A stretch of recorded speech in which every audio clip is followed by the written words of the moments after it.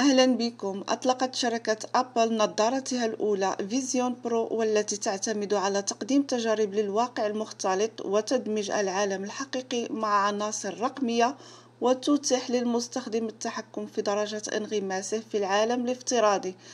مع التحكم بإشارات اليد والأوامر الصوتية دون حاجة إلى دراع التحكم لليد.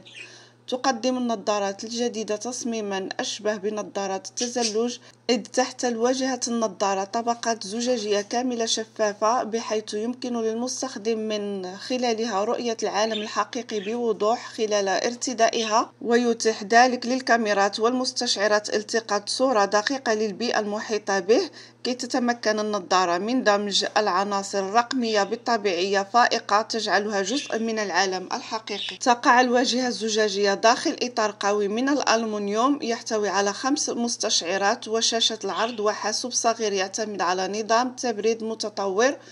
و12 مستشعر كاميرا تقوم بالتقاط مليار بكسل في الثانية الواحدة للعالم الحقيقي أمام المستخدم، كي يتمكن من رؤية بوضوح خلال ارتدائه للنظارة. ويتصل هيكل النظارة بشريط قماشي يتم تثبيته حول الرأس، وكذلك مساحة قماشية مثبتة على جهة النظارة المواجهة للوجه المستخدم، وكلاهما يمكن تغييرهما ليتلائما مع اختلافات المستخدمين. أما عن دقة الوضوح الشاشة، تقدم شاشة نظارة جديدة مستوى فائق من دقة الوضوح، إذ أنها من نوع شاشات ميكروليد وقادرة على عرض 23 مليون بكسل، ما يمكنها من عرض محتوى بجودة 4K، إلى جانب تعاون أبل مع شركة العدسات زيس لتقديم عدسات زجاجية مناسبة للمرتدي النظارات تصحيح الأبصار، كي تساعدهم على استخدام نظارات أبل مع تركيب تلك العدسات بداخلها لرؤية سليمة. وتروج أبل للنظارات بأنها نظارة للواقع المعزز AR أو AR، يمكن للمستخدم التحكم في طبيعة تجربتها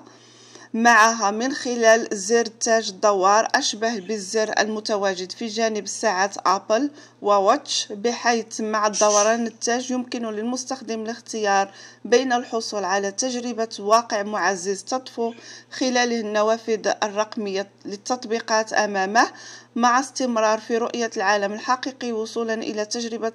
افتراضية كاملة تفصله عن البيئة الحقيقية. والواجهة الرقمية للاستخدام النظارات هي جزء من نظام تشغيلها فيزيونوس، وتعتمد بالكامل على تنظيم أيقونة التطبيقات أمام المستخدم، ويمكن تصفحهم من خلال حركة العين. أما عن فتح أحد التطبيقات فيعتمد على الضغط بأصبع الإبهام على السبابة، وكي يتمكن المستخدم من التحريك صعودا وهبوطا داخل التطبيقات عليه تحريك اليد للأعلى والأسفل، كما يمكن للمستخدم التحكم في النظارات عبر الأوامر الصوتية.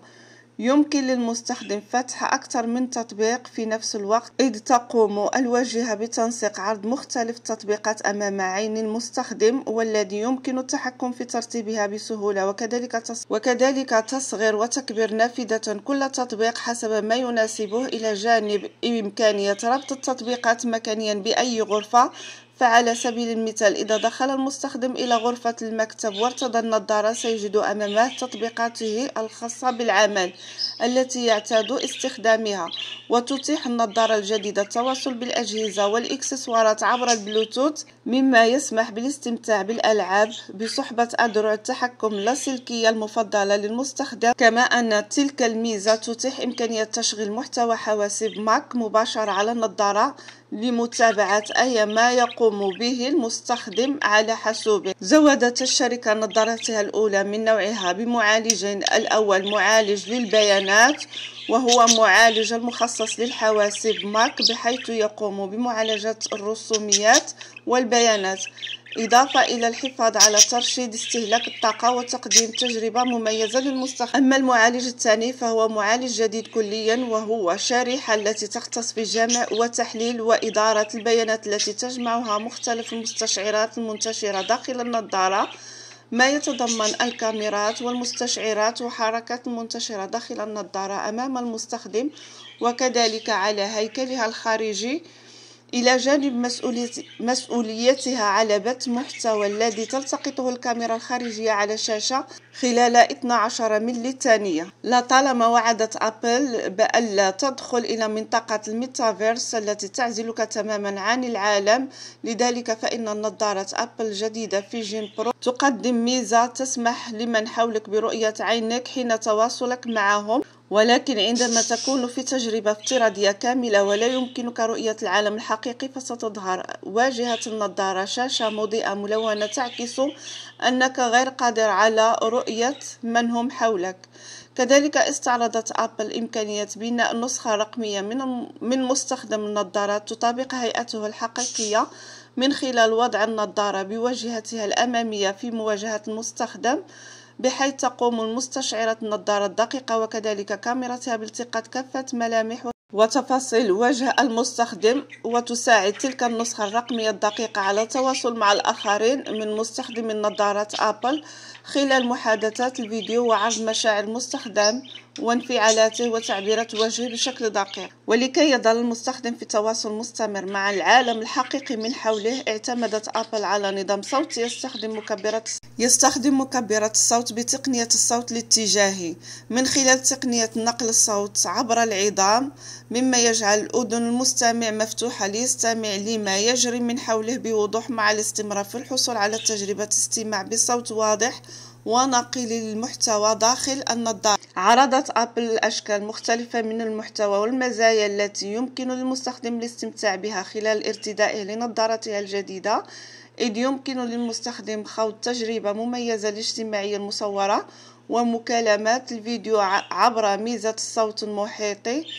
بحيث عند ترتيب نوافذ المشاركين في المكالمات الصوتية يتلقى المستخدم صوت كل مشارك من اتجاه مختلف حسب ترتيب النافذات. قدمت أبل إمكانية التقاط صور وتسجيل فيديوهات عبر زر مخصص لذلك يتواجد جهة اليسار في الحافة العلوية من النظارة، ويمكن للمستخدم الدخول لتلك الذكريات مستقبلا وكأنه يعيشها مرة أخرى من خلال استخدام الكاميرا القادرة على التقاط الفيديوهات بتقنية ثلاثية الأبعاد. ويمكن للمستخدم الاستمتاع بالمحتوى من خدمة أبل تي في بلس وخوض تجربة الألعاب، مع إضافة إلى محتوى مميز قادم من تعاون شركة مع ديزني. إلى جانب ذلك استعرضت أبل نوع جديد من المحتوى والذي تسمح للمرتدي النظارات بالحصول على تجربة مشاهدة المحتوى والأفلام بنفس الجودة الفائقة التي تم تصويرها من خلال. عرضت أبل محتوى خاص بها والتي تم تصويره بزاوية تصوير 180 درجة ودقة عرض 8K بمعدل 30 إطار في الثانية الواحدة، إضافة إلى تصويرها بتقنية الصوت الاتجاهي. كالعادة أبل ركزت الشركة الأمريكية على حمايتها للخصوصية بيانات المستخدم عند استخدامه لنظارتها الجديدة فيجن برو، فتقدم النظارة الجديدة ميزة تأمين جديدة ببصمة العين، وهي البصمة التي يمكن للنظارة التأكد من هوية المستخدم عند إجراء عملية الدفع داخل التطبيقات، وكذلك تسجيل الدخول إلى حساباته الإلكترونية عبر التطبيقات وخدمات مختلفة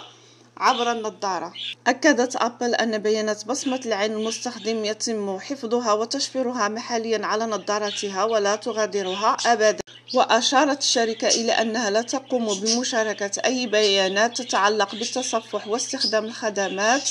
والتطبيقات داخل النظارة فيما يتعلق بحركة العين المستخدم مع خدمات وتطبيقات الطرف الثالث،